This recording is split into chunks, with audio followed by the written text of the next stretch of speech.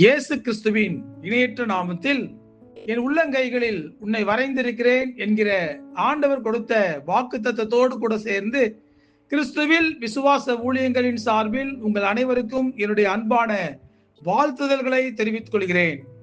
இன்றைய நாளுக்கான golden apple சங்கீதங்களின் புஸ்தகம் 43 சங்கீதம் 5 வசனம். என் ஆத்துமாவே நீ ஏன் கலங்குகிறாய்? ஏன் எனக்குள் தீங்குகிறாய்? தேவனை நோக்கி காத்திரு. என் முகத்திற்கு ரட்சிப்பும் என் தேவனுமாய் இருக்கிறவரை நான் இன்னும் துதிப்பேன். இன்றைய செய்தியின் தலைப்பு, என் ஆத்துமாவே நீ ஏன் கலங்குகிறாய்? நம்முடைய ஆவி, ஆத்துமா, சரீரம் மூன்றுமே கலங்கக்கூடியவைதான். இந்த பூமிக்கு மனித உருவில் வந்த நம் ஆண்டவராகிய இயேசு கிறிஸ்துவே ஆவியிலும் கலங்கினார், ஆத்துமாவிலும் கலங்கினார், சரீரத்திலும் கலங்கினார் என்று பரிசுத்த வேதாகமத்தில் வாசிக்கிறோம்.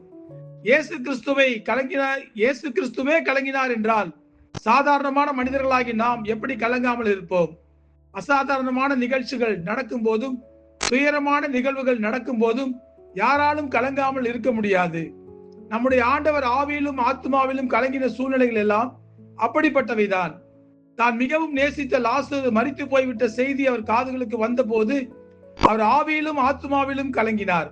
மரணம் என்பது யாருமே விரும்பாததுதான், ஆனால் யாராலும் தவிர்க்க முடியாது.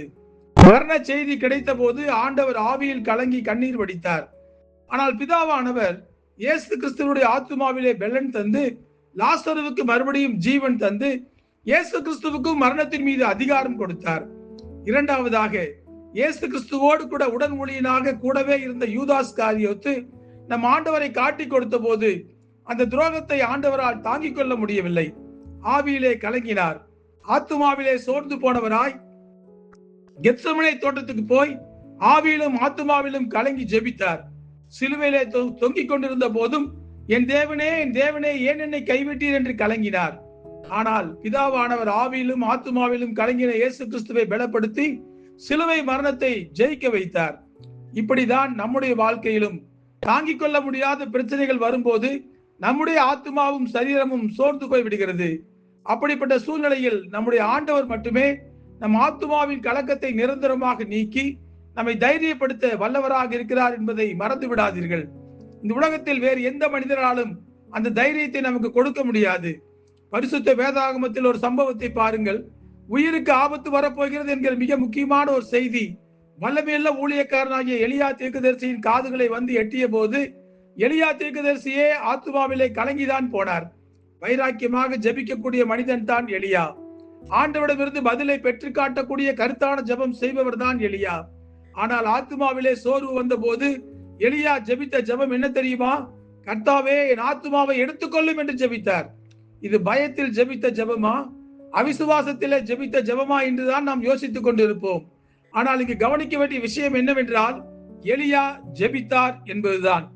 அதில் முக்கியமான விஷயம், அந்த ஜெபத்துக்கும் ஆண்டவர் பதில் கொடுத்து ஒரு தூதனை அனுப்பி அடையும் தண்ணீரும் கொடுத்து போஜனம் பண்ண வைத்து எலியாவின் ஆத்துமாவிலே இருந்த கலக்கத்தை நீக்கி வல்லமையோடு மறுபடியும் அவரை செயல்பட வைத்தார் ஆண்டவர். இதிலிருந்து நாம் தெரிந்து கொள்ள வேண்டிய முக்கியமான செய்தி என்னவென்றால், நம் ஆத்துமாவை கலங்கடிக்கக்கூடிய செய்திகள் நம்முடைய காதுகளுக்கும் வரும். நாமும் ஆத்துமாவிலே கலங்கிதான் போவோம். ஆனால் அழுதாலும் புலம்பினாலும் பயந்தாலும் நாம் ஜெபிப்பதை மட்டும் நிறுத்தக்கூடாது. ஆண்டவரை நோக்கி ஆராதனை செய்வதை நிறுத்தக்கூடாது. ஆண்டவர் மீது உள்ள நம்பிக்கையை நாம் விட்டுவிடக் கூடாது. அப்பொழுதுதான் நம்மை கவனித்துக் கொண்டே இருக்கும் ஆண்டவர் நம்மை தைரியப்படுத்தவும் தூதனை அனுப்புவார். இந்த உலகத்தில் யாருமே கொடுக்க முடியாத தைரியத்தை அந்த தூதன் நமக்கு கொடுப்பார். என் ஆத்துமாவே நீ ஏன் கலங்குகிறாய் என்று தாவீது கேட்டது போல நாமும் நம் ஆத்துமாவை நோக்கி கேட்க ஆரம்பித்து விடுவோம்.